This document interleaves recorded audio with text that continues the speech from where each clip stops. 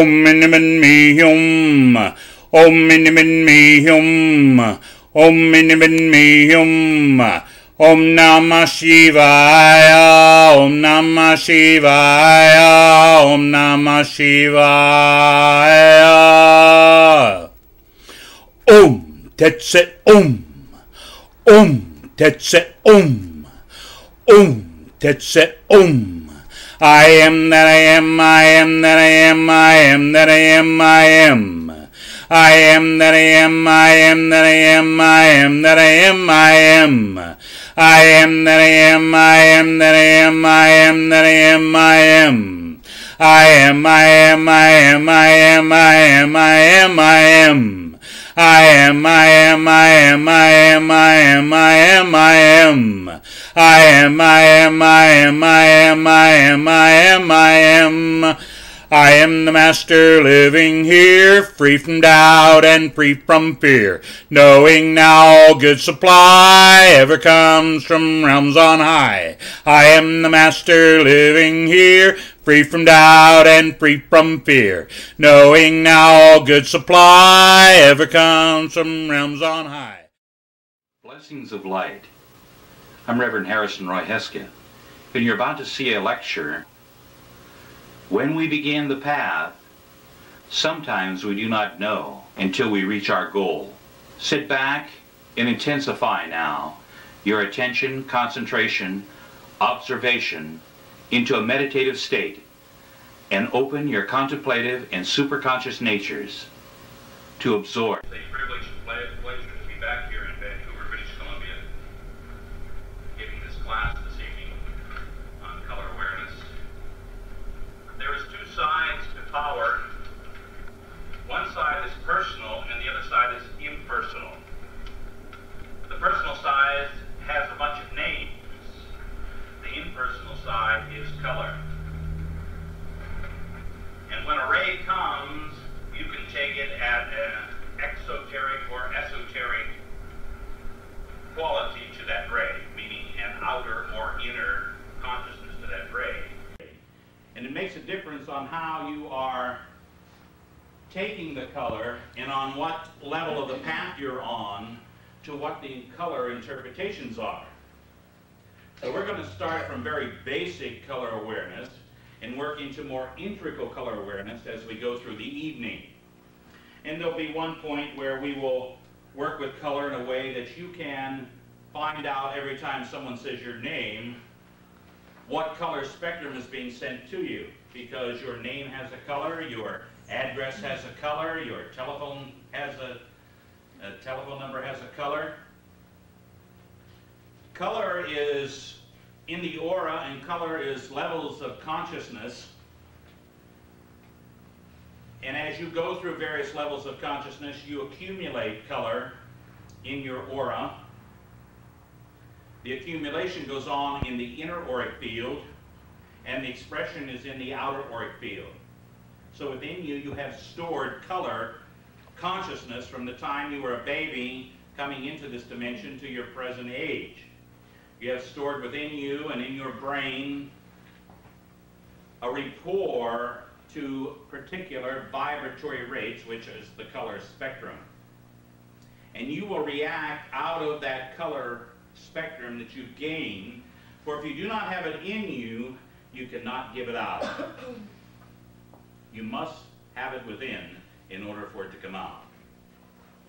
So let's start not with that mystery of God which is beyond all light and energy and consciousness, but let's start with when God said, "Let there be light." And we'll start at this point in the color awareness. Let there be light. And the light was pure consciousness. Pure, no color, no attributes in this ultimate light that was breathed forth, but then it spun into creation all the spectrums of manifestation. And in the spectrums of manifestation, as this light takes in form, it becomes electromagnetic fields, creating and destroying, in a constant wheel of life and death. And so there is this constant flow between the seen and the unseen, the manifest, the unmanifest, life and death cycle. And so we are dealing with a duality of life and death cycle. Our visual spectrum is only a small part of the whole electromagnetic field of vibration, and we're not going to take the whole field. We're going to take the common field that man is aware of and working with at this particular time. On the lower end of this spectrum is the long-wave radio vibrations. And now those radio vibrations are light and energy, and they're coming into this room right at this moment. But if you do not have a receiver, you cannot hear what is going on over those waves. The same with the long waves, the short waves, the TV, and the microwaves. You're not receiving these in a vision that you call sight, because your sight is limited to a very small part of this spectrum. And so this is an unseen vibratory rate unless you had a receiver. That was very interesting. During the Second World War, there was an entertainer named Martha Ray, and she had a filling in her tooth. And when she was in Europe, this tooth started vibrating, so she went to the doctor. She couldn't figure out what was wrong with it. And what was happening, it was picking up the enemy's radio transmissions. And they could hook up to this tooth and hear what the enemy was saying, because she had such a configuration in her mouth that she could pick up this vibration. Sometimes you're reacting out of unseen vibratory rates.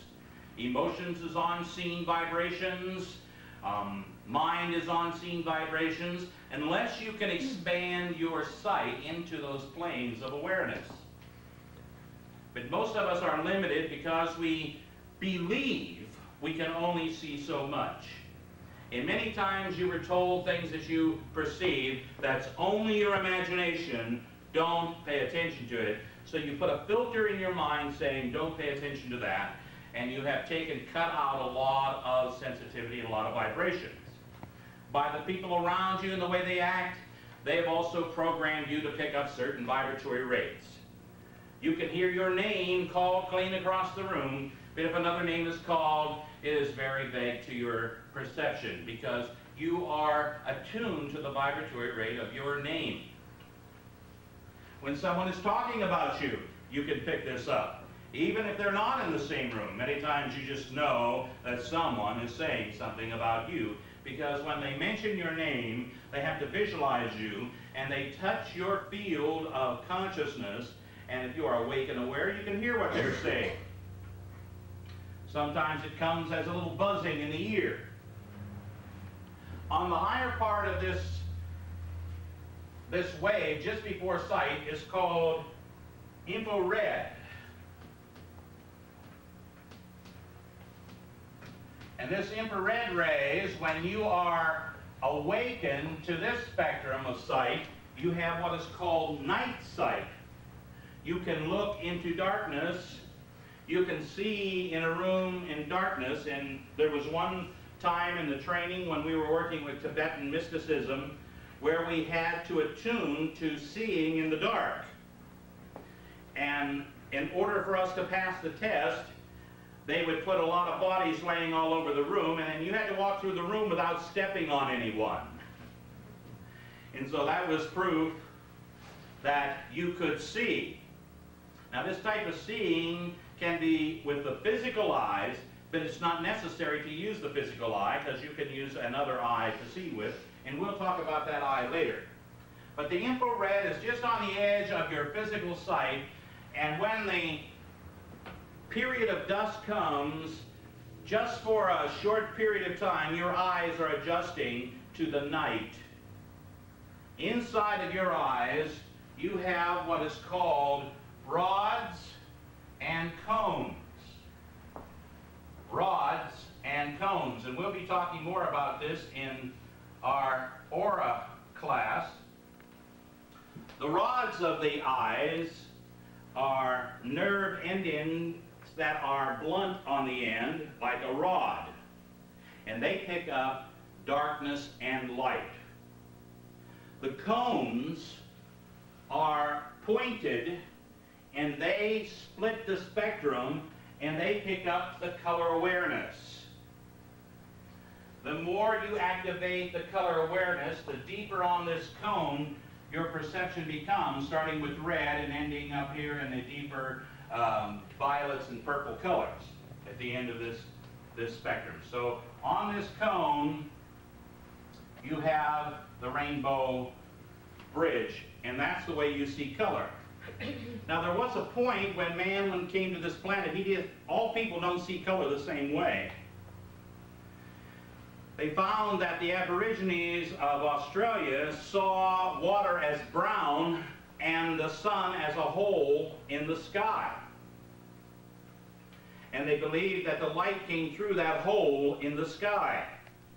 They had a different nerve configuration because of their beliefs and awareness. There was a time when man, and mostly when you see people making a rainbow, they make it up to blue. They don't put the indigo or the violet in the rainbow.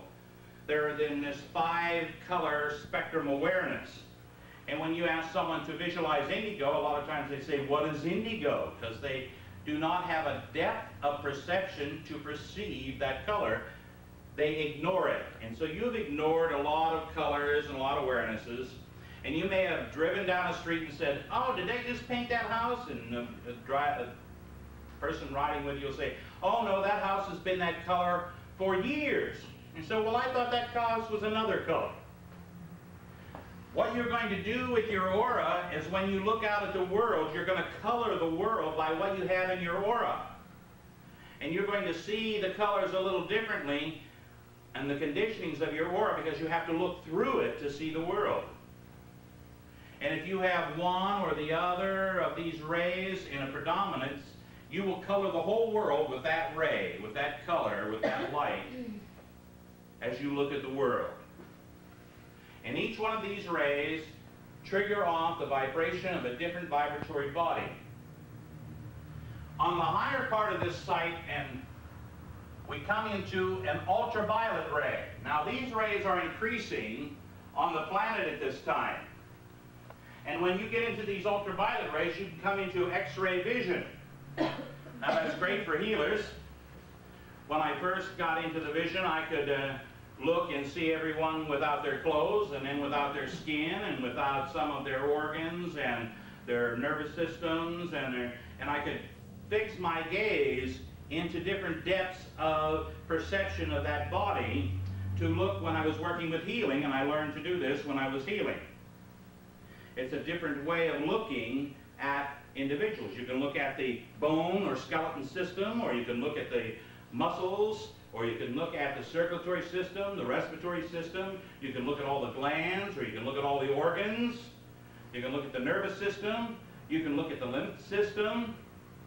You can look at the chakras on the body, because chakras are on the physical dimension at a higher level than your physical sight is now seeing. But there was one time, many thousands of years ago, where our sight was open enough to see the chakras. Glowing discs of light upon the bodies of each individual, emanated by cross-sections of nerve ganglia made up of the heat, chemical, light, and light ethers. And we had an awareness to perceive in that dimension. But we began to condition ourselves to condition light. These particular bulbs that we have in this room cut out part of the spectrum. And when you work under this kind of light for a long period of time, you'll find yourself getting short of temper, nervous, upset, and those kind of things, because it cuts out of vitality. It's stealing vitality. And a full spectrum light will bring back the vitality rays of red back into the spectrum. But these lights wash out some of the color. So when you're looking at colored cloth under fluorescent lights, it doesn't look the same as when you take it out and look in the sunlight. Now you see light in its reflections. The light is right here between you and I. It is emanating here between you and I, but what you're seeing is the reflection off of this body, this material object up here. And so light does not illumine till it has something to reflect upon. This is the law of light. It does not have something to illumine till it has something to reflect upon. When in your consciousness you have an area to perceive ultraviolet light, you will begin to see it. You begin to expand your sight to extraordinary sight.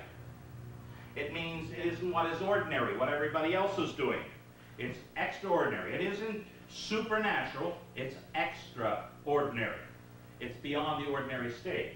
So you can have beyond ordinary sight when you begin to expand your consciousness, and for over 100 years now, there has been organizations manifesting that is bringing about the violet fire, blaze violet fire, blaze violet fire, blaze, with theosophy, then into the I am movements, and up to your present day, there are organizations on the planet calling for this light to come onto the planet, because at one time it was on the planet.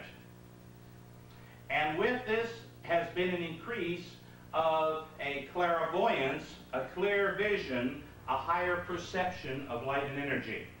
People are beginning to see those little movements out of the corner of their eye, and there's a little light moving over there, or there's little specks of light flashing, or sometimes it looks like heat rising off of objects and having subtle colors. You're beginning to see beyond what has been ordinary for a long time. The more ego-centered, the blinder you are. The more all of wholeness you are tuning to, the greater your sight. You cannot take and believe that you are seeing everything if you lived in one little area of the world all of your life. But if you get out and start going to other countries and to other parts of the world, your sight will expand. You will see things differently. You will see more than you are seeing now. So by broadening your vision, you can broaden your color awareness, your light perception. So the colors are called the suffering of light. Color is called the suffering of light. Let me move my wallet to the other side. The sufferings of light. That's what the rays, the color rays are. From light and pure consciousness, the crystal clarity. The crystal is seen as moving substance. It seems to be colorless because you see through it. But it can be solid like we are looking through here, or it can be moving in a firelight. In some of your inner planes experiences, you may see this crystal firelight. It waves like a fire flame, and that's why they call it firelight. It's moving like a flame. And you can call these the cosmic flames, the sacred flame of life, the sacred flame of light. And so the crystal brings to a clarity, a clearness, perception of the light. Now, coming to the first form and sustaining power of all creation is the white light, the pure white light. The pure white light. This is called the sustainer. The Christos, the Christ light, has been given that name. Some call it the great white spirit. The pure illumined consciousness. It's the first reflections of light. And from this white light refracting through the crystal, on its reaching towards pure consciousness, it refracts the rays of light. And the basic rays are red, yellow, and blue. These are the three basic rays. Now, some religious structures have 4 basic rays. The Tibetans believe that green is a basic ray. But in what we are doing here tonight, we will take it as basic color spectrum as it comes through the crystal. And if you pour white light through a crystal, it will refract into red and yellow and blue, unless you have a healing crystal. And a healing crystal will have pinks and oranges and greens, pales, yellows, and violets in it. And so you can hold a crystal up to the light, and when it refracts this secondary bridge with a pink in it, that is called a healing crystal. So if you want to use a crystal, and many people work with crystals, but the true crystal is that living light essence, not the little crystals that have solidified in the mineral kingdom. The reason people use crystals that are from the mineral kingdom, because these are the solidifications of light.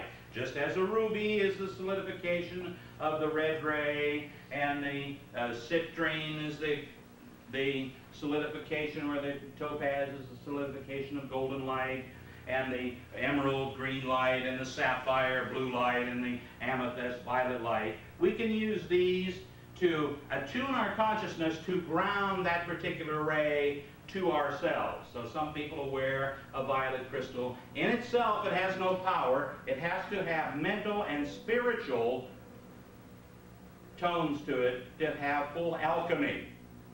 And it's used, and that power is called alchemy when you are using a physical object, a mental perception, and a spiritual power. You must have all three of those for alchemy. The secondary rays is what the first rays make together. The red and the yellow make orange. You take half red and half yellow, you get orange from that. You take half yellow and half blue, you get green. You take half red and half blue, and you get violet. These are called the secondary rays. So you have the primary or basic rays, red, yellow, and blue, and their combinations make orange, green, and violet.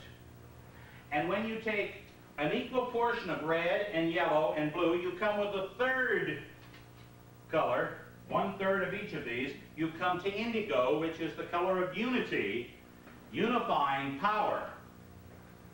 And a lot of people aren't in unity, physically, emotionally, mentally, and spiritually. For each one of these rays equivalent to a body of consciousness, the red to the physical body, the yellow to the mental body, and the blue to the higher spiritual creative body. And so it's body, mind, and spirit, red, yellow, and blue.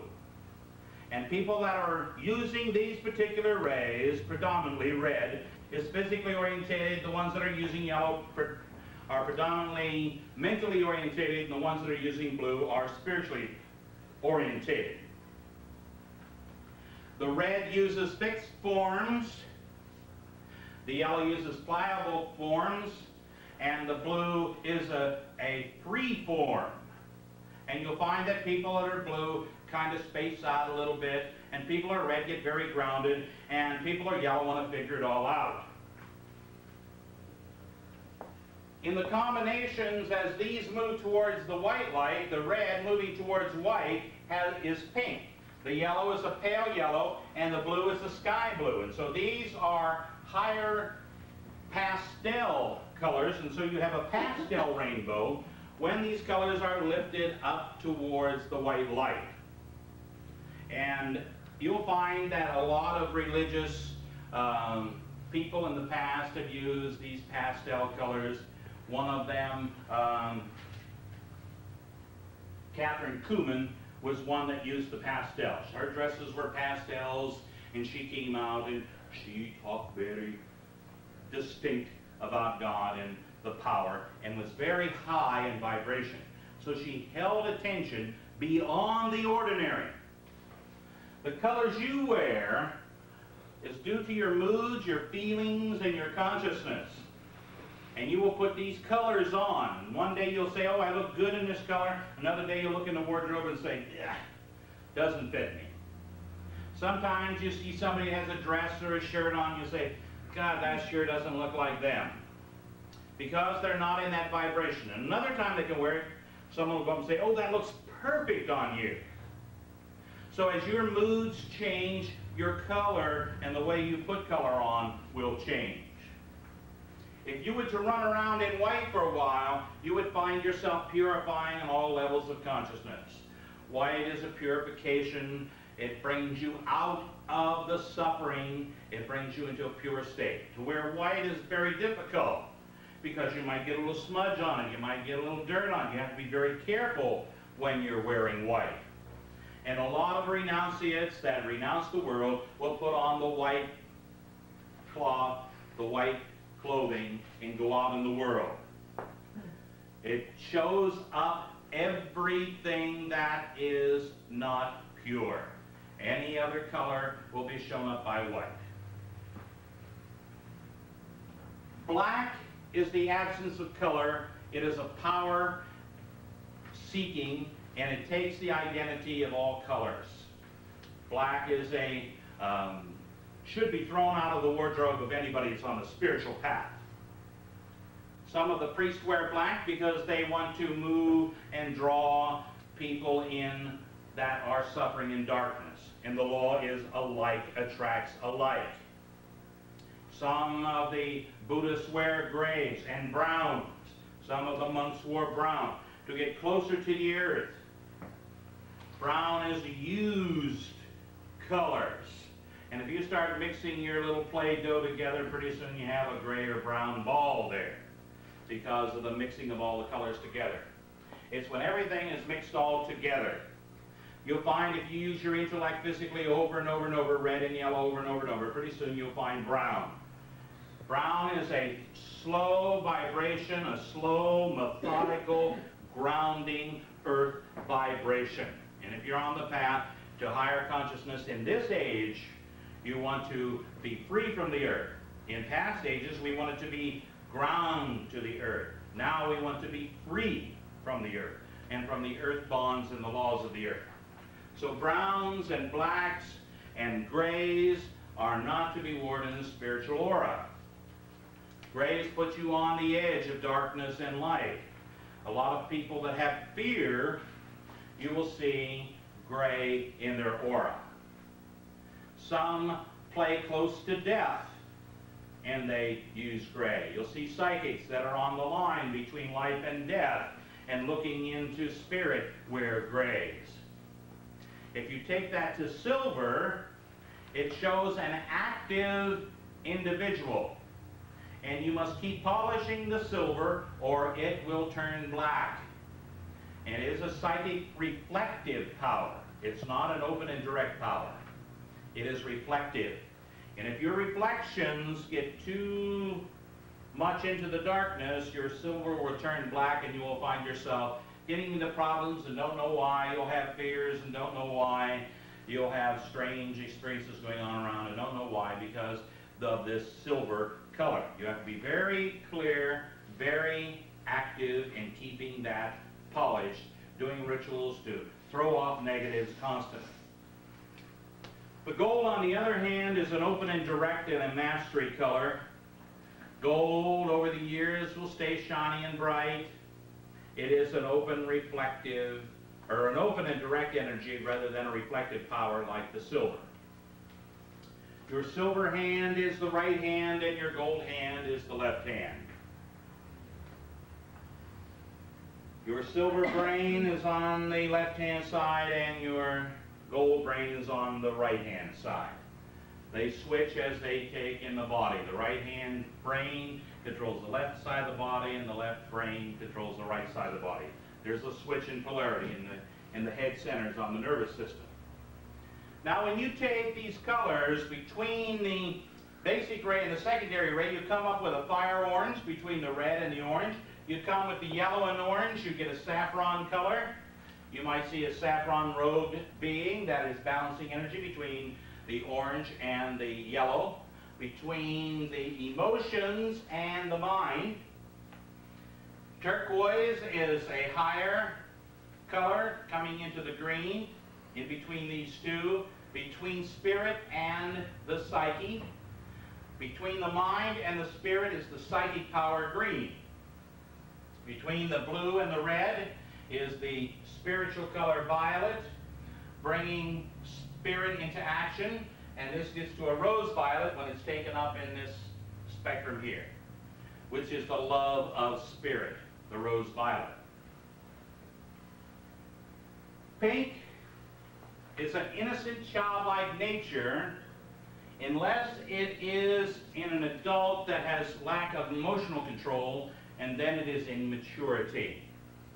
It's immaturity. It shows too sensitive of an emotional body. But if it's on the higher plane, then it is love and adoration for God. It is a higher vibratory rate. And you know if you love God and you have adoration for God and you're using pink, then you'll know that's the bridge you're using. Now let's take the colors as they equivalent to the bodies. Red equivalates to the physical body and is attuned to the root chakra, the base center in the body. This chakra being on the etheric level. And red into that chakra is a grounding, and you can see that chakra in a vibratory rate of red. In the emotional level is orange, is your emotional color. And these are psychological as well as for physical movement.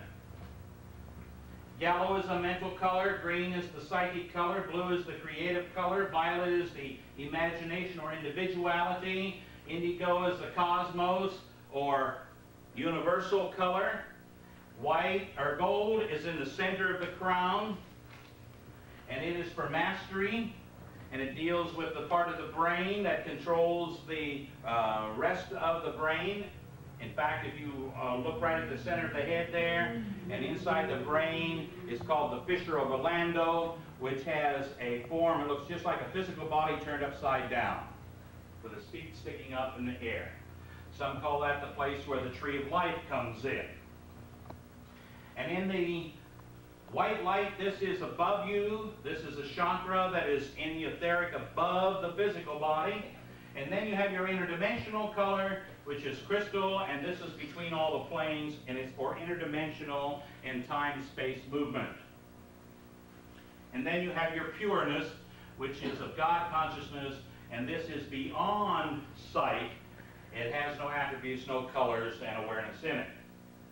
So you have the root chakra at the base of the spine, the spleen over the spleen, and at the small of the back, the navel over the navel, and just below the shoulder blades.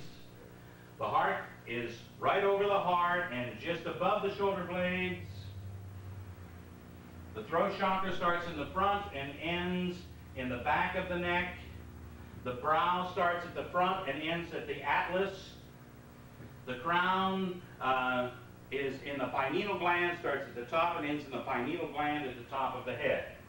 Each one of these have a gland with it, and you can work to send healing in through that gland to cause a balance of hormonal excretions in the body, to have a chemical balance. By running the rainbow through your consciousness, it begins to balance the body as well. The gonads or ovaries, the spleen, the adrenals and supraadrenals, the thymus, the thyroid gland and hyperthyroid, the pineal or pituitary gland and the pineal glands. All of this is in one of our books up here called the Handbook, and you can see a chart that has all that information to what the colors go to.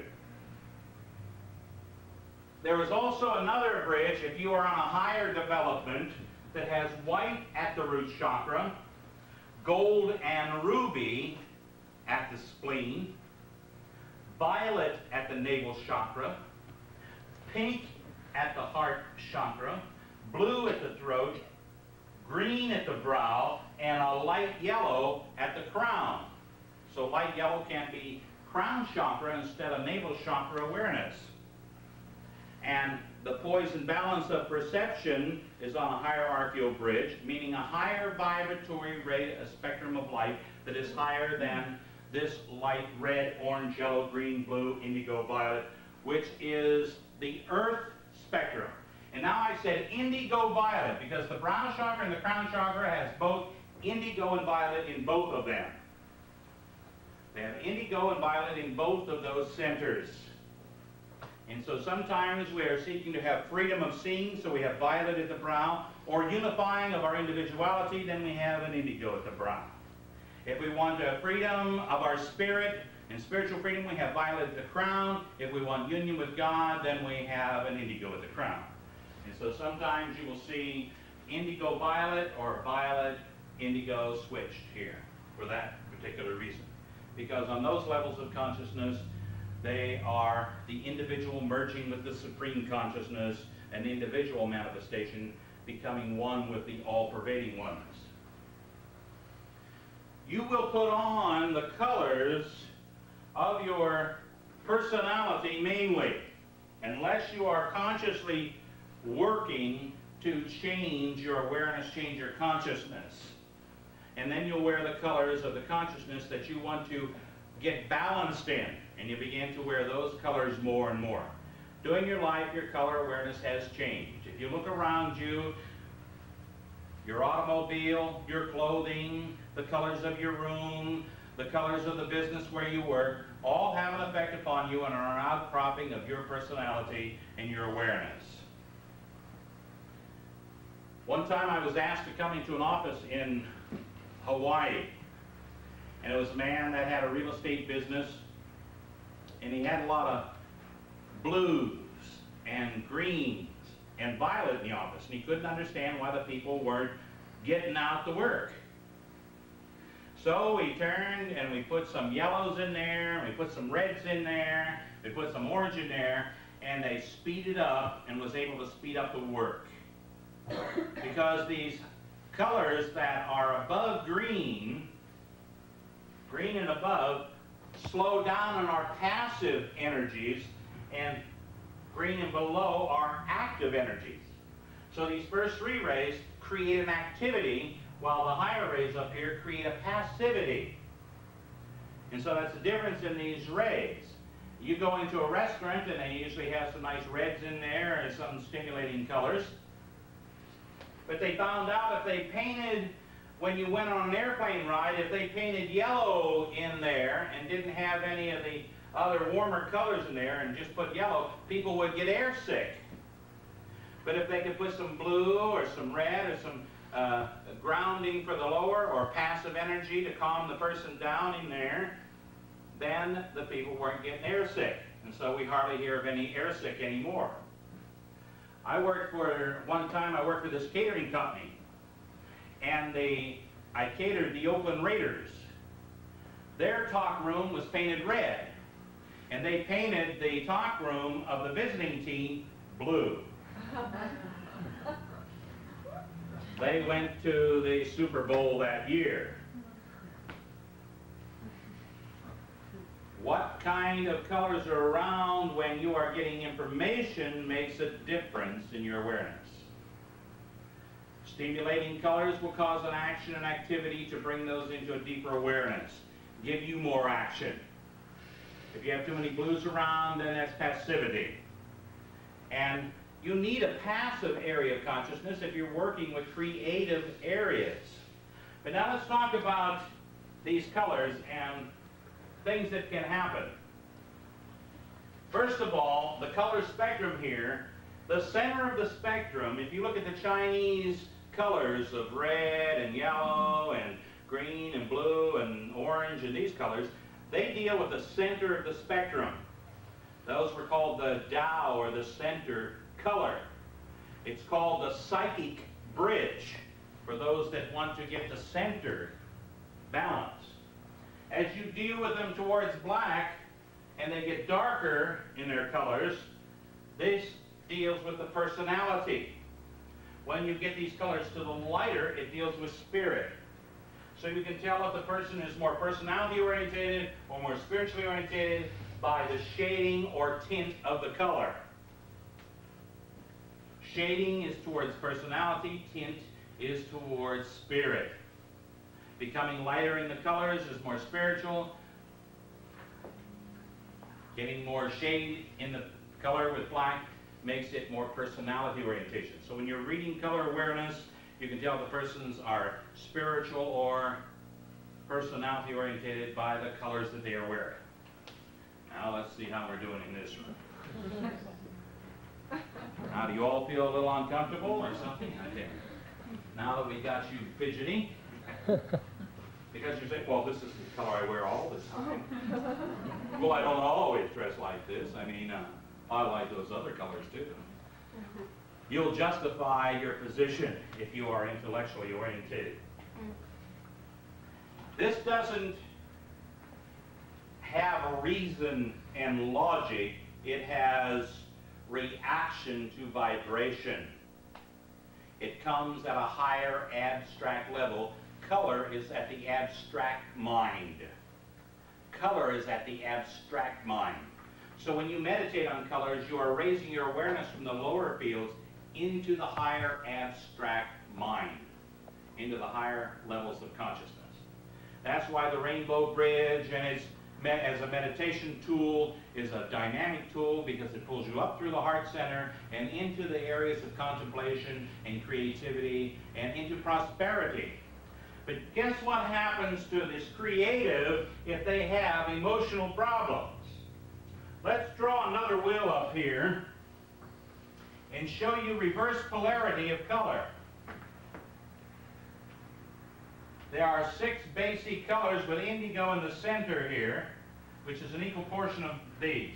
Red, orange, yellow, green, blue, and violet.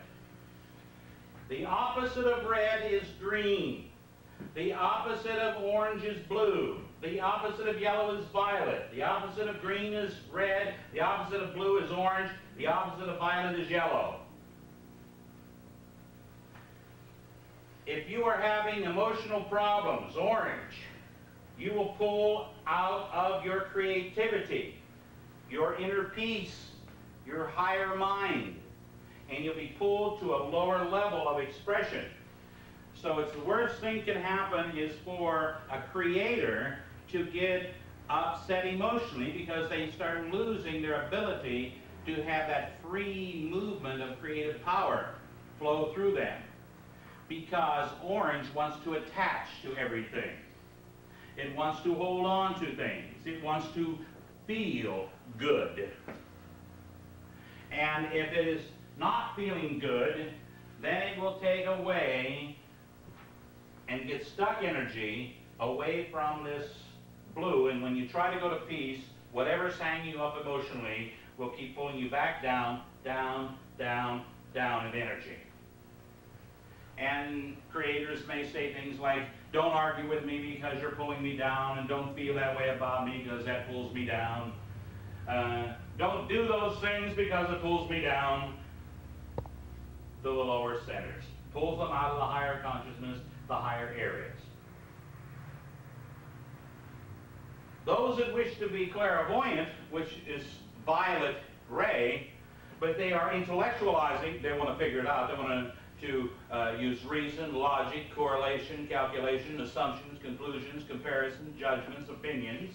Yellow, they will not see, because they are reversing polarity. They're reversing polarity. If you're too much on this upper blue and green and violet, you'll float away. And if you're too much in the bottom, you're always grounding out. You're always grounding out. So if someone is getting too much red, you need to bring them back out to the environment, the green, into the heart of the psyche, and give them some expression there to get them unfixed from being so physical. A lot of times people are having sexual problems, which is at the base center, the root chakra, the gonads and ovaries. You tell them, go out and take a walk in the woods. Go out, they like to go out and walk along the ocean. They like to get out in the environment. Send them out in the environment to get them unfixed and to heal this fixation that's in the red. Give them green things to do. Things that will bring them to their soul, to their psyche, to their higher energy.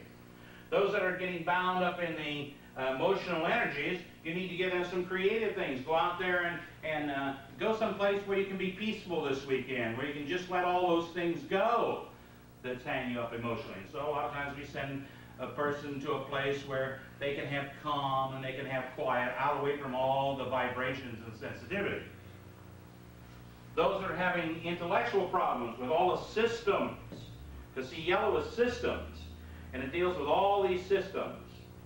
And business is a system. And if you get a lot of mental pressure from system, you're going to need to get some freedom. Violet is freedom. It's a freedom. And so a lot of times they'll say, get away from these and just be free from those for a while so that your mind gets, out from under this pressure. Because the yellow mind wants to create a pressure while the violet is release of pressure. And so it moves it to a higher level.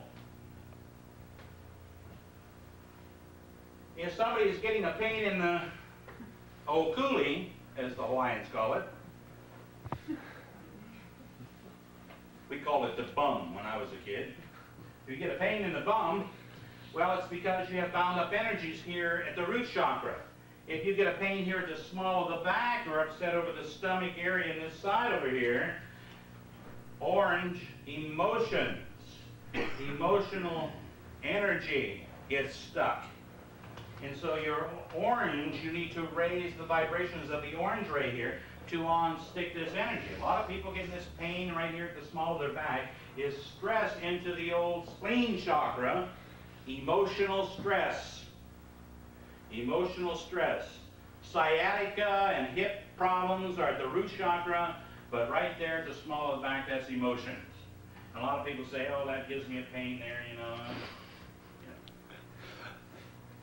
Here at the, someone stabbed me in the back. I just felt they stabbed me here in the back.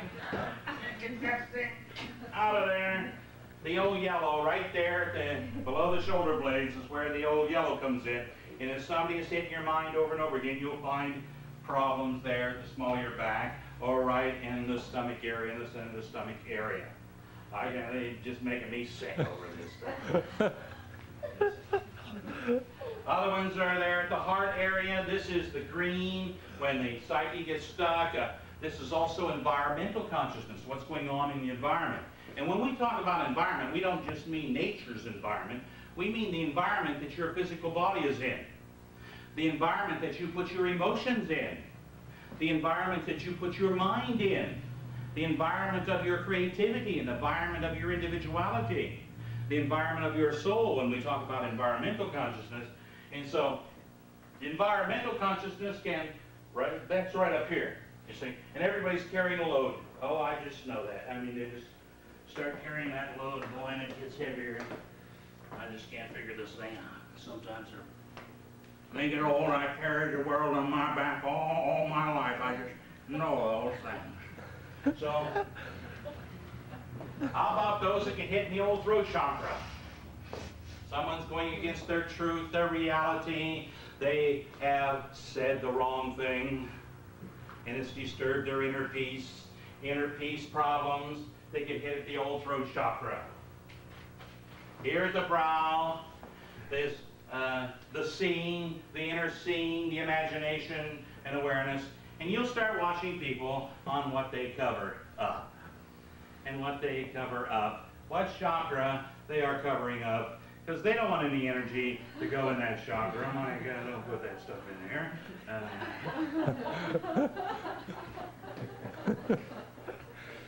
And when you talk to people, you notice that they go through all of these different things and movements of covering different centers. That is because, oh, it feels comfortable to do this. They're walking around like this all the time. Did you ever have somebody say, I want you to tell me something, I'd like to know that? They close off the center of knowing, which is the heart. They close off the intellectual center if they want to think about it. How about the old spleen? How about the boyfriends reaching around there and massaging the girl's side? Hello there, honey, how you doing? Rubbing the small of her back. Let me give you a little rub there, baby. You see, a little rub on the bums. Here, you know, there. Get them down the old root chakra. Root chakra energies are right on the inside of the knees too. And there you are, rubbing the old inside of the knees to stimulate the root chakra. So people will give you a pat on the back when you did a good job. On the shoulder there. To get close to your heart. Yeah, we know you did a good job. You just want them to know that you did okay. So people will cover different chakras. Oh, I don't want to see that. Oh my God. Start talking about spiritual or cosmic things and they'll sit there like this. The psychic center's back here at the back of the head and they go, oh yeah? Wait a second. Yeah, okay. I'm comfortable already in my vision. So people will, when they're talking to you, point to the chakras too. They'll point to the chakras. They'll say, me. Or they'll say, me. Or they'll say, me. Or they'll say, me. Or they'll say, me. and they'll point to that center. So if you watch somebody in the first 5 minutes, they'll tell you where they're coming from, and they'll point it out to you. You just walk up and say, in your mind, just say, point out where you're coming from, and they'll start this dance. And you just watch them, if they're active on that side or if they're passive, so they'll change hands too. Active side, passive side. Right hand active, left hand passive. And so you will find that people will identify themselves by what they are pointing to. And some people say, watch what I'm saying. They want you to get the idea of it. Blue is idea, belief, truth, reality, creativity. Listen to what I'm saying. Some people, when they're looking at you, will watch your mouth. Some will be watching your chest. Some will be looking you right in the eye. Wherever they're looking. When they look in their aura, they'll look at different parts of their aura. Some there, see these people walking around like this. Whoops, I didn't see you out there, I'm sorry. Oh. They'll pick up the energy in different parts of their aura too, where they look. Some of them looking off into the spiritual levels, some of them looking here, some of them looking down the intellect. They'll look out there in the intellect. Right out here, the navel center, and they'll be talking from their thinking, their conniving, their cunningness. You see. Argumentative energies, they'll start arguing, they'll be looking over here, and pretty soon they'll be looking you over, where you're looking. If you look in somebody's aura where they look, you will pick up the same information that they are picking up. If you look in the same part of the aura they're looking in, at the same chakra or energy vortex on their body, you will pick up that information. You can psychometrize the vortexes on a person's body simply by gazing at that area, and you can see what is in that area of information. Then that will come upon your receiver, the brain that receives mind. But you'll have to talk it out in your words. If you're really open in your car audio at the higher level, you'll say the exact same words that they say. But most people speak from their own language. You speak your language. Whatever your name is, that's your language, see? Mine is Vashivas Patinian. Under that, it'll be the language I speak, unless I come from Reverend Harrison Roy Heskett, and then I'll speak Reverend Harrison Roy Heskett. So you have a language of your own, and when you get something, you're going to speak it out in your language, the way you talk it. So you can say, I know what you were thinking, and you were thinking this, and the person will say, no, I wasn't, because it isn't exact words, but you know it's what they were thinking. You'll say, I know you were thinking that. Oh, no, I was thinking it this way. But that's the same thing. No, it isn't. It's this other way. And they'll defend their little words over here, even though you know it's the same meaning. And you're saying it in other words, and then people will stand there and fight over the semantics. Well, I didn't say that exactly. And then there's an inner consciousness of light and energy that comes up when somebody's going to say something, but they may only speak out part of it. And you say, I know you have something else to say. Oh, no, I better not. Well, go ahead. Well, no. And then they say, why did you say that? See? You finally pull it out of them, and it grits against your light, and your energy, and your colors. You see? So you can have those kind of problems if you are on different rays. A perfect relationship balances each level of consciousness, and if they see a level that they're off, they work with the other person on that level to get a balanced relationship. Sometimes there are people that are on one area of the rays, and they have someone else that's on other rays, but the two of them together make a whole spectrum. You ever hear a husband and wife, and one is talking and stops in the middle of the sentence, the other one picks it up and starts talking in that same thing, and they stop, and then you're thinking, how am I ever going to get a word in edgewise? There's one being talking through two heads here. You see? Because they're so attuned in their energies that they will come from the same rays. They're in the same light. They're in the same consciousness. And after a while, you know, they're the same. Every time you meet them, they're together in a consciousness. But then you get them apart and they come from a different ray. You ever notice that? While they're together, they've got this adjustment of spectrum together, but then they go off and they revert back to what they think they are and feel they are and know they are and all of this. So they can be turncoats. They can change their colors on you. And they may be saying one thing when they're with someone else, and then when they get with you, they're saying something else, and you're saying, well, gee, that isn't what you said the other day. Well, I don't want to upset so-and-so. I don't want to upset your mother. I don't want to upset your father. So I was saying this, then, just to agree with them. But you know, and you go, yeah. So you can have parents or a spouse or a boss talk different when he's out of the group to you when it's alone. And you began to understand color awareness is light awareness and light consciousness. And you are getting light every time someone speaks your name, writes down your address, calls you on the telephone. They're sending you a spectrum of light, a spectrum of energy. Blessings of light. Let's take a 10-minute break now, and we'll come back in 10 minutes. Blessings. I'm going to do now, so I want to talk a little bit to you about color. Instead of going through a meditation, I want to talk in the next half hour on belief and consciousness and awareness. Tomorrow we'll be having a aura class at the Inner Garden Center over off of Tint, 535 10th Street. Yeah, I'm going to have to read it out of your mind because I don't have a form here. So, yeah, somebody was trying to tell me, so I kind of used this real open. Easier to read. The more open, the easier to read. So tomorrow we'll be doing this class on the opening of the third eye, the see auras or your money back. It's a dynamic class. We have a lot more colored cards this time to stimulate color awareness, the rods and the cones, the eyes, and we'll be going more into color awareness. We do have a tape called Advanced Color Awareness, which has 40 interpretations of color on it. We do not have it on the table here, regretfully though. We probably sell a lot of them. But you can order this tape. I don't see any tape list here, but we do have some tape lists.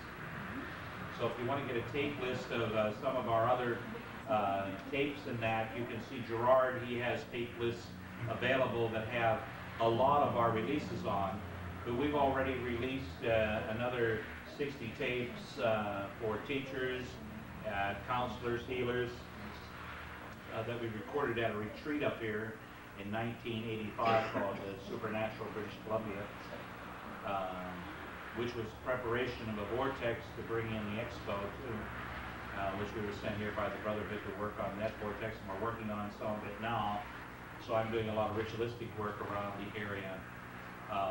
A lot of my work is inner planes and on light and energy levels, besides giving classes and running astrophysics school and the Church of Revelation internationally.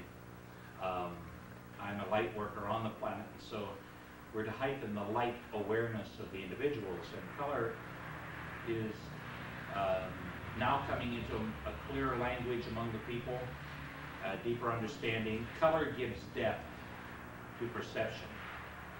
So by going over the Rainbow Bridge, you deepen your perception. You also open your third eye, and it also categorizes the levels of the third eye and the psyche so that you can clearly see and be able to see more clearly when you do have clairvoyant opening, that you can understand when you're seeing the aura, what those colors are and what they mean. So as I said, we do have those tapes available, and we have some that we have just released called Aura 2, classes on aura besides the class we'll be giving tomorrow. We have that particular tape on videotape here that can be taught through your light focus, and the school, the people that are running the school up here in Canada. What you believe has a lot to do with what works for you. in limited belief and awareness, when you don't accept certain things, then you cancel out to a certain degree their effects in your life, but not the total effect, because others that you associate with that do believe those things are affecting you as well. So the people you go around, their names, the people you're around a lot, look at their names, their address, their telephone numbers you call a lot, and find out what you're getting around you. And if you haven't been able to use a certain energy that you've been getting, you should find ways to use that energy, because it comes and it attaches to the brain. Through mind, it attaches to the brain. And you had ingrains in the cellular structure of your brain that hold this light to the body, unless you've washed your brain. And some people do rituals to wash their brains so that they're no longer bound in those old vibrations. Integral chanting, or a chanting that you do over and over and over again, will start cleansing the brain and cleanse it of old ingrains and that, so you won't be affected by those things again. You can also call a master, or a saint, or a holy being that has given their life for that particular area to take that off of you too. Christ can take a lot with the white light, can blaze into the cellular structure of the brain of the body and take off a light that's been attached to you. People may have called you names. They may be calling you, hey, stupid, or, you know, or always referring to that one as a stupid one, or an ignorant one, or a dumb one. So those are names as well, and those names can affect you. Honey Bunny and Sweetie Pie and Tootsie Goo and all that stuff. If someone's calling you little nicknames, hey, whatchamacallit, Dingbat, you know, all of those have names, and all of those have a light, and if you took it personally, you're going to have that stuck on you. That energy is stuck on you. And so you may be suffering from, you may be rejecting somebody calling you that, but you believe they're calling you that, you're getting it, you see? And you're trying to cancel it out. But if you still remember that's what they're saying all the time, then you keep attuning it to yourself at subtle levels. Do you see what I'm saying? So you can forgive them and break free of it. You can balance yourself through forgiveness, which is the indigo or purple ray, by balancing the spirit and the body, or balancing you physiologically, psychologically, and spiritually, the body, mind, and spirit. Balancing those levels by getting indigo, or getting involved in indigo. Most of us go inside and close ourselves off from the indigo of the universe, or rays. You should spend more time outside at night if you want to get more cosmic consciousness. Going out looking at the stars. How long has it been since you went out there and reached out in the universe? See, our star blinds us to the universe. Our star, the sun, blinds us to the universe. It takes and reflects so much in the atmosphere of the planet, we don't see the stars. We don't see the moon. Sometimes we can see the moon, though, during the day. But we just don't notice it as much because we're blinded to it by so much of the solar light from our particular sun. So if you want to expand yourself in a cosmic sense or a broader sense, you should do more night meditations, go out at night time. Some people love to drive around at night. I remember times when I like to go out and I drove all night long. I just enjoyed driving and getting out. When you drive along, you clean your aura too. When you drive through different neighborhoods, there's some neighborhoods you don't like to drive to. There's some places that have power spots for you. And if you were clairvoyant, you would see there's a focus of that energy and that light coming into that power spot for you. And that's why you like to go over there and get charged, so to speak. Some people like to go into a movie and see a movie which is flicking colored lights up on the screen, but half of it's darkness. Did you know that? Because every time the shutter closes, there's darkness for a moment, but your eye is only registering the light. But if you see a movie, you're getting half darkness. See? The shutter opens and it flashes the picture. It closes, it's dark, and it opens, it's light, dark, light, dark, light, dark. It's going like that. That's the way the shutter's opening and closing on the camera, isn't it? In the moving picture. But your mind is just registering the light movement. Light does not reflect unless you have something to reflect on. If you were an open door and you were clear open door, nothing could be attached to you. It just go through. My grandmother used to accuse me of that sometimes. She said, gee, it goes in one ear and out the other. They got nothing in there. And some people got a channel that way. I mean, it just goes in. It doesn't sink in. It just goes right over their head. We call it going over their head or through their head without taking any seat, because they don't have anything in there to contain the energy.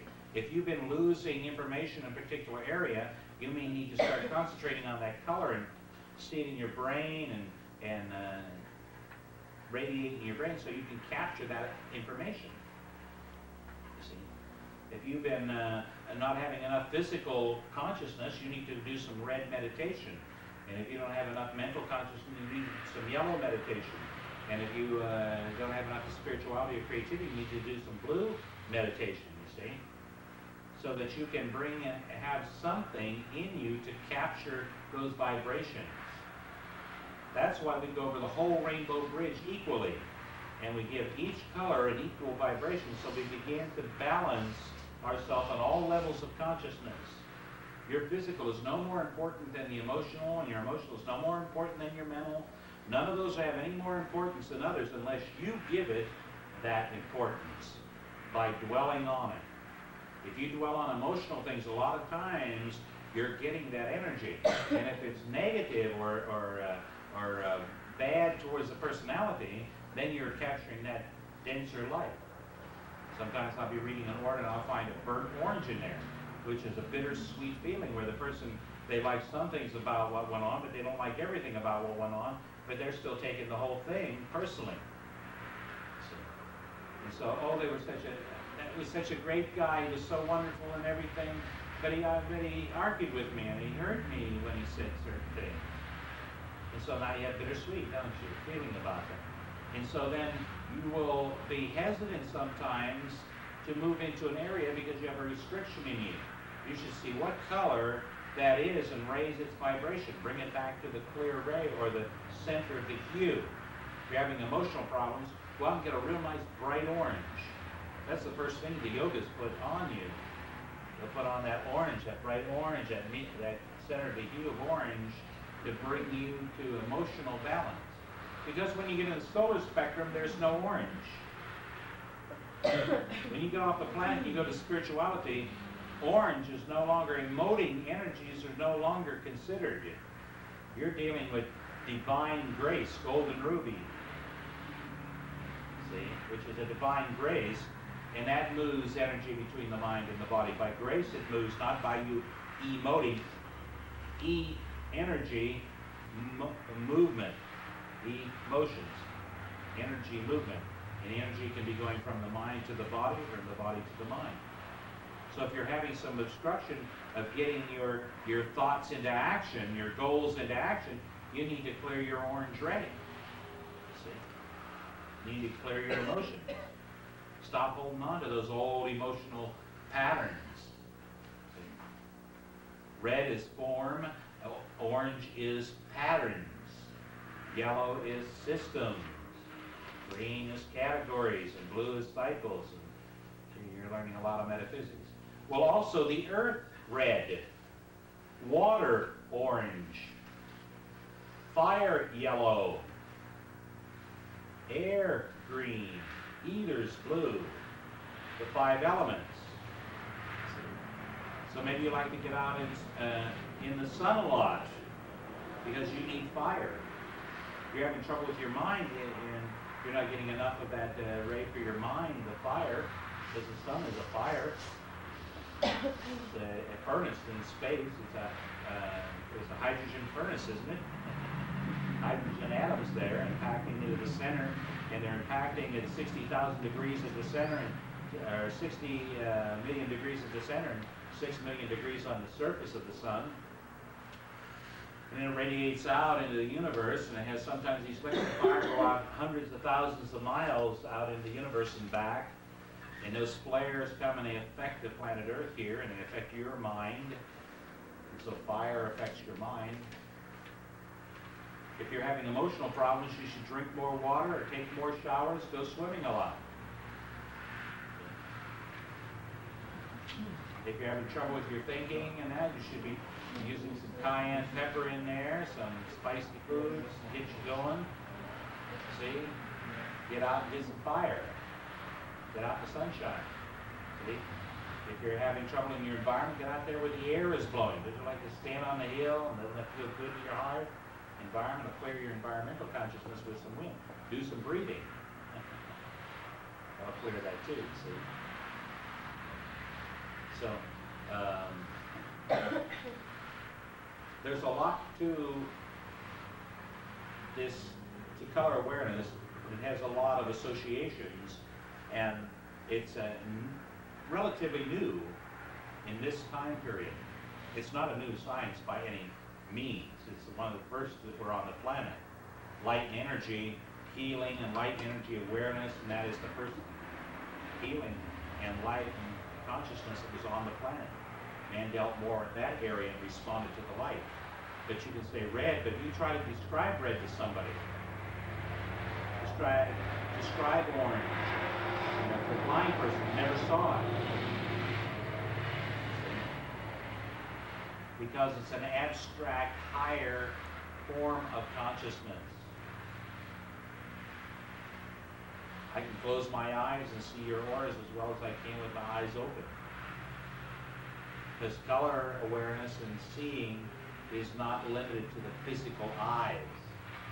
Seeing is a matter of perception. And when we have our class tomorrow, we'll be talking more on seeing and how you see the aura. Reading the aura is another thing. Seeing the aura is one thing. Reading the aura is another whole class in itself. And in our channeling course, which is less than 6 hours each, and then during the week there's follow-ups with an instructor that helps you to put in the principles that you learn in those channeling classes. There's one on how to read auras, but it's the fourth in the series, it's not the first. First you have to learn how to channel energy before you can read it. It has to move through you. And you may have restrictions to some areas of consciousness. You need to open that area up by flooding that color through you. The Rainbow Bridge meditation is one of the greatest healers, correlators there is, and it's been used by all religious structures, every religious structure. The early Gnostics of the Christian Church, the Catholics used color. Some of the Protestants don't. Some of the branches off of the original religion does not use the fullness of the religions. They concentrate on one little part of it. You have to go back to the main vine. And don't get caught off on one of these separations that go off the edge. See the whole picture. God is the goal for any structure, any religious structure. And if you get hung up on the leader of the group or the master of that group or something like this, you stop short of the kingdom of heaven. Christ says they've fallen short of the kingdom of heaven because they worship men and they worship fires and they worship light and they worship all these other things instead of worshiping God. Go to God, go to God, go to God. So your bridge is a way of transferring your attention, and you start building it up in the subconscious, in the psyche, and in the higher mind so that you can go over. What's a bridge? It goes over things, right? It goes over the creek or over the crevice or gets you across something that you might fall into otherwise or be taken off by. When you go inside to meditate, if you don't have a tool to meditate on, you may get caught to have a thinking of meditation and into an emotional meditation. And you're going through all these emotions instead of union. Meditation is a union for a union consciousness. So when you meditate on the color, you should feel it as a union with a real living essence. Not until you reach the depths of consciousness do you really touch the living essence. First you have just a remembrance of the color. You start looking at these colors inside. Just remember, that's central nervous system. And then you actually see the color, that's autonomic nervous system. You begin to see it inside. You close and you actually see red and then orange and then yellow and green, you see that. Then when you get to the sympathetic, a little deeper in your nervous system, because your nervous system is an antenna that picks up vibration.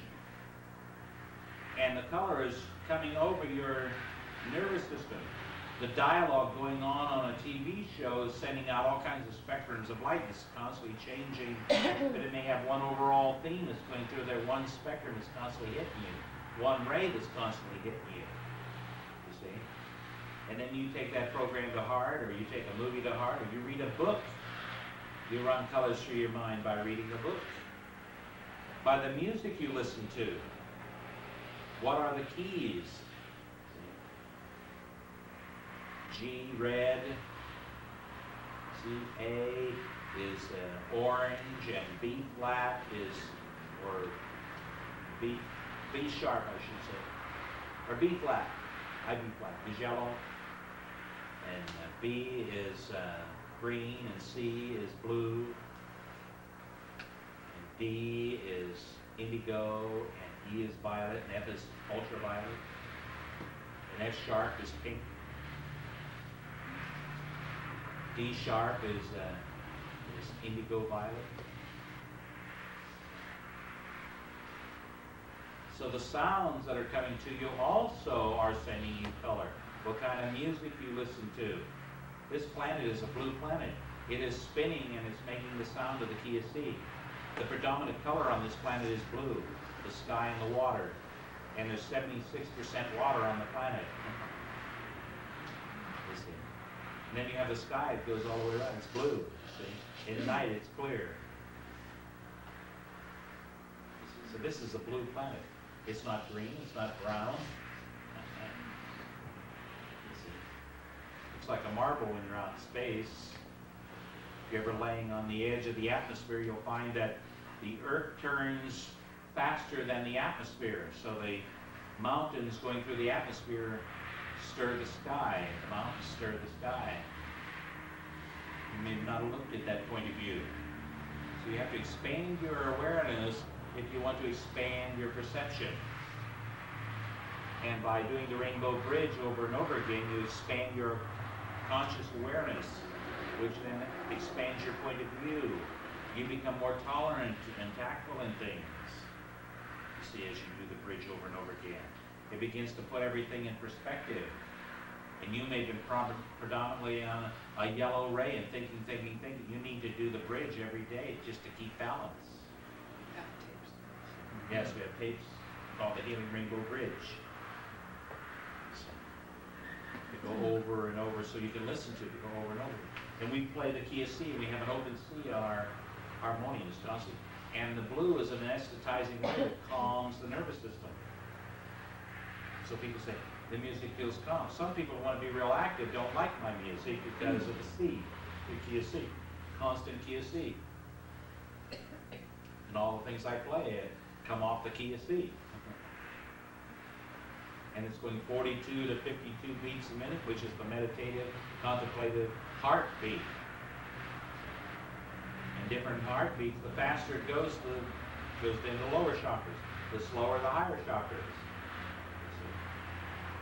By 10s, by 20s. Take 10 away and you go up to the next one. 42 to 52 beats, 32 to 42 beats, 22 to 32 beats, 12 to 22, none to 12 is the center of the ground. So if you have this music where it's just going, it doesn't have any rhythm, then you're going up here and it's crown chakra. That's New Age music, crown chakra. Then you get that real fast stuff, it's down there at the physical. Here's 42 to 52 beats. Then it goes to 52 to 72 beats at the navel center. 72 to 92 beats at the emotional level. And over 92 beats physical. So listen to the beats. Those are vibrations. It's like you're hitting a peak of a vibration. The beat is the peak. That's the peak of the vibration, isn't it? Boom, boom, boom. So that the rhythms have color. All of these, all the visual spectrum has wavelength and frequency. to it, which is the rhythm and vibration of that color and that awareness. So you're constantly being bombarded by color, light, sound, and motion, the four creative principles of the universe. Color, light, sound, and motion are the four creative principles of the universe. And color gives depth. That's the principle that gives depth. Color, light, sound, and motion. Color gives depth. A lot of animals do not have color awareness. They can only see shades of dark and light. They only have a differentiation between black and white. And you can tell which animals because if you examine their eyes, you find out what kind of nerve endings are in there. And you'll find that a lot of them have just rods and no cones. But the hawk has cones, and it has more cones than it has rods, and it can see the light of an animal that's even hiding in the bush. So you can see the aura more so. So as you stimulate the cones of the eyes, you begin to become more aware of color. And so as you gaze upon the color, you can get some colored cards. Get a red card, an orange, and so on and so forth. Start gazing on those. You'll start stimulating your depth of perception as you meet people too, just by doing a color meditation upon the colored cards. If you gaze at a color red and you close your eyes, you'll see green on the inside, because it reverses polarity when it goes in. See, these two eyes cross in the brain there. The nerves cross in the brain and they go to the opposite sides of the brain, don't they? Anybody knows the anatomy and nervous system, they'll know that. They cross, and the right eye goes to the left brain, the left eye goes to the right brain. The right eye is the projection eye, and the left eye is the receiving eye. And so you have a receiving and ascending on these rays of energy. If you're personality orientated in the colors, you're one of those persons always sending out. You want to tell everybody what to do. You want to go out there and make it happen. You push, push, push in your energies. The opposite, the passive, with the passive colors, then you're open and receiving. So you should have a balance to be able to give and take. Give and take. That's why you do the whole spectrum. Do the whole spectrum. Do the whole spectrum. Red, orange, yellow, green, blue, indigo, violet. That is the planetary spectrum. That means when the light comes into this atmosphere of this planet, it is now in that spectrum of energy. But you go out in space, and the light coming from the sun is different. And they're finding this out now as they get telescopes and things outside the atmosphere of the planet. They're getting a different spectrum out there. One said, it's overwhelming the darkness out there. One astronaut made that comment, it's just overwhelming. It looks like it's so black. It's so deep indigo. This universe, when it goes to the fourth dimension, will turn gold. And the whole universe will be gold, and you perceive it as gold rather than as indigo. It came out of a green perception or a brown perception of the universe. As your consciousness changes, you will see things differently. The laws of like attracts alike. If you want a particular vibration, wear that color. There was, up till 1978, I wore all different kinds of colors. From 78 till 83, I wore white. Boy, did I go through some purification. I wear white a lot. And whether you wear white on the top or the bottom makes a difference. Some people say, I can't wear white pants, man. I just can't wear them. Because their lower triad and the things to do with their root chakra and that, they don't want everybody to see. So we'll put dark colors on there. I wear open shoes because I am a receiver. You find a lot of women wearing open shoes. But you'll find a lot of men wearing closed shoes. This man over here wearing open shoes as well. They're receiving energies. What color socks you put on is what kind of support. Legs deal with support, don't they? Things you put on your arms, the way you handle things, the way you're lifting things, the colors going on. So you might have a shirt that has one color here, and then you got different colors on the arm. See? Look where the colors are on the body too. The different colors in the outfit. Whether they are fixed forms, or they're patterns, or they're little creative systems. So there's repetition systems and symbols that go on clothes. So I can look at the clothes and tell about the people by looking at your clothes. I can read your clothes and tell a lot about them. I can look at this lady, though she has on blue and she has a lot of emotional entanglements. And she's hard on herself emotionally. The dark against the blue. But she's trying to she wants to be pure in her emotions and pure in her energies, so she's trying to reverse this. But inside she goes through a lot of emotional things. But she doesn't always let everybody know what she's going through. She tries to keep it calm and clear outside, see, which is the blue outside, but the reverse of that inside.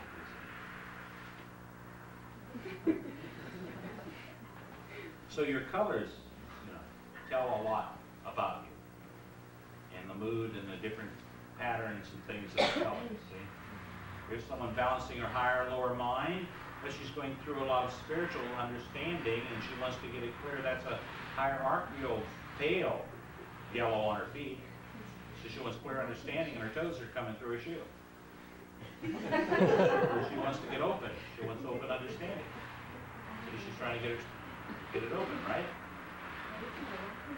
And what are your colors? Predominantly yellow and blue, right? And what are you wearing?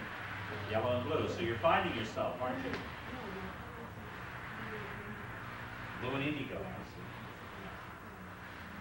Okay, you put a lot of yellow on then. Okay, the reason you put a lot of yellow, but that's stressing to you. Yeah, see? Yeah. Very mentally active and active. But that can drive you up the wall after a while. Get too much pressure in there, because unless it unifies, unless there's enough action taken, see, you'll have a problem. You'll have a lot of action and a lot of spiritual balance to use that yellow. So your colors make a difference. Yes? Use a lot of off-white. Well, you want to be pure, but not too pure. You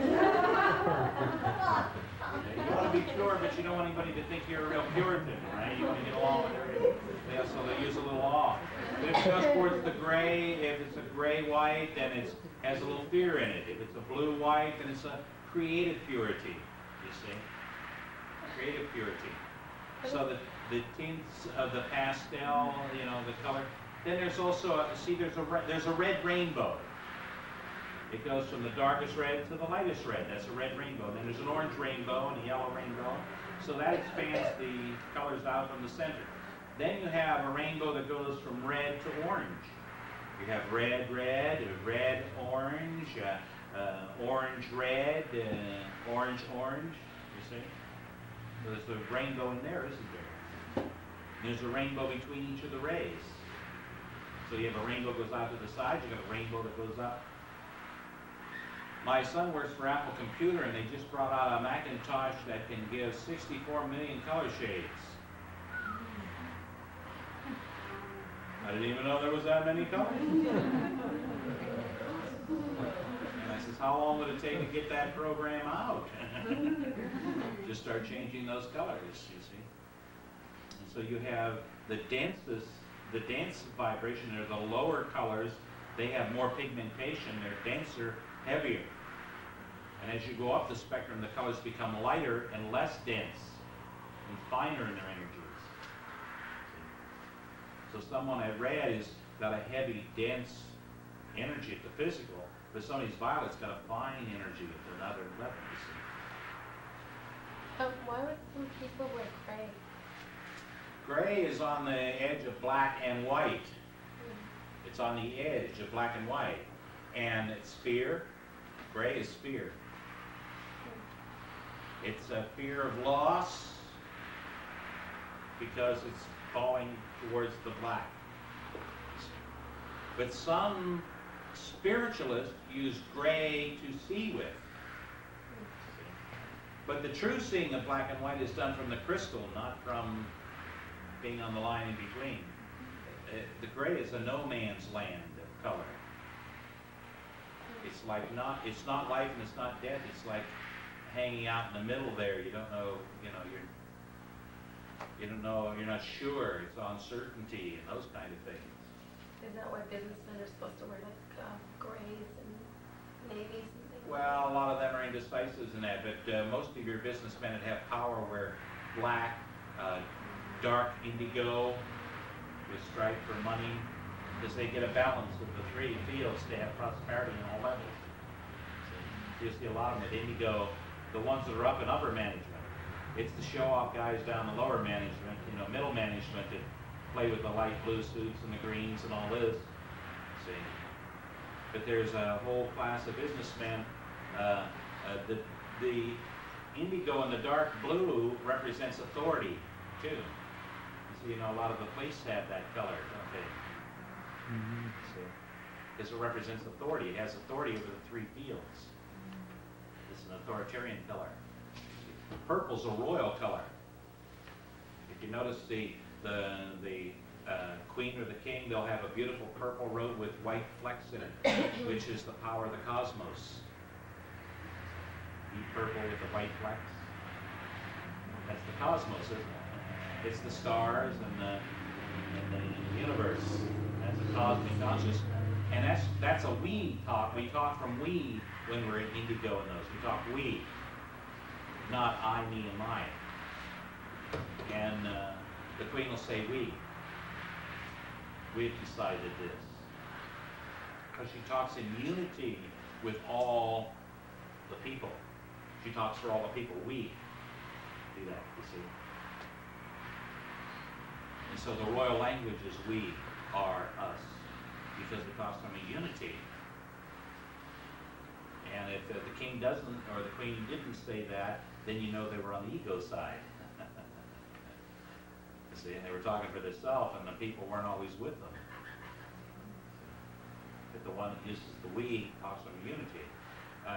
You should say we when you want to talk, say we the creators, and you talk from the power of all creators then, instead of just me the creator.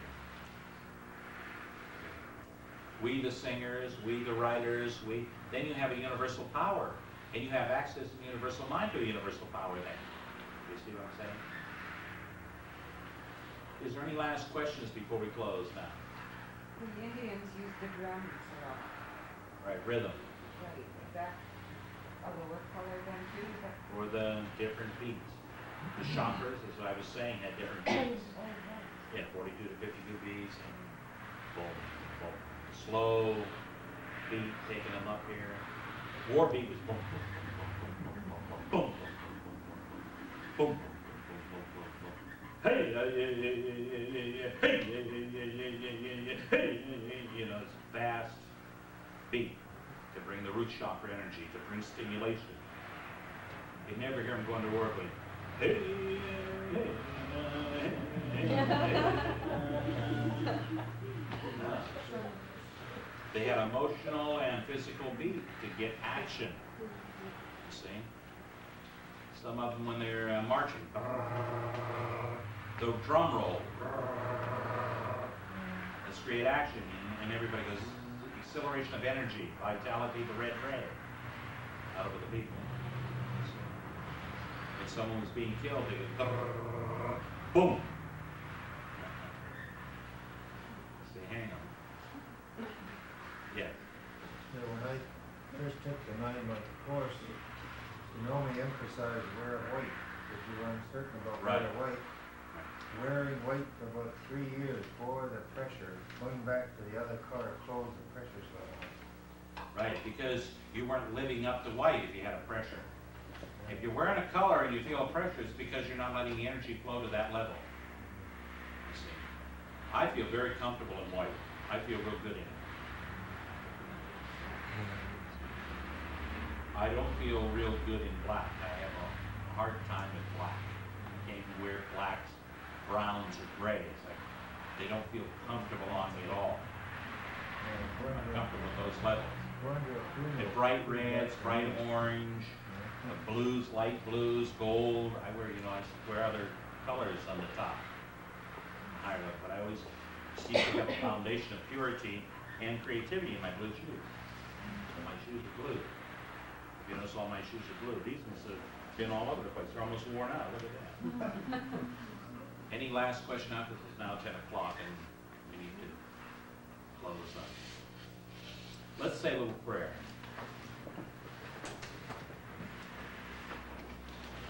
Dear Father and Mother God, one parent of us all in whom we all live and move and have our being through Christ's holy and precious Spirit, and by the powers of the ascending and ascended masters of light, and by the powers of all master saints and holy beings from the beginning of time to the present, and by the powers of thy great angelic host and cosmic beings, we come to you, the one without a second, in whom all live and move and have their being, invoking thy Holy Spirit, holy breath of life.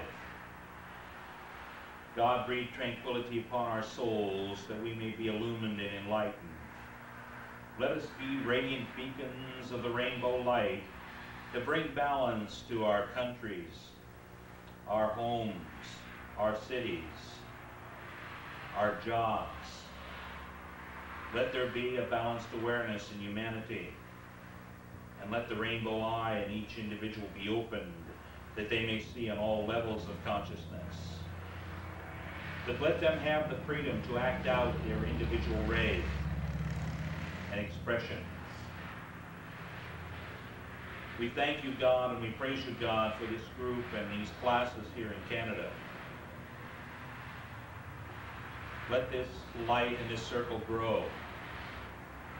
Let us be of service to thee, to the people of Canada, not just in this province, but all the provinces across this great nation. Not just to this group of people, but to all groups of people. Let this message of the oneness of God and of humanity and of eternal life go out upon the airwaves. Use your people here, stimulate them, bring them into your divine plan and awareness for this new age of consciousness upon the planet, of wisdom for all mankind. Let them find their confidence and strength and their power in thee. God bless this nation. God bless this flag. And let its power of action and purity be seen throughout the world. Anoint those with special gifts and powers, dear God, that come to these groups, meetings, and classes to be radiant beacons for the rest of the nation and the world, to uplift and fulfill your plan here on earth. And we thank you, God, and we praise you, God, for healing grace. Let there be healing physically, emotionally, mentally, and spiritually among the people. Let those from other nations and the Indians here find harmony and balance in the land. Let us all be mindful that we spend this short time upon earth.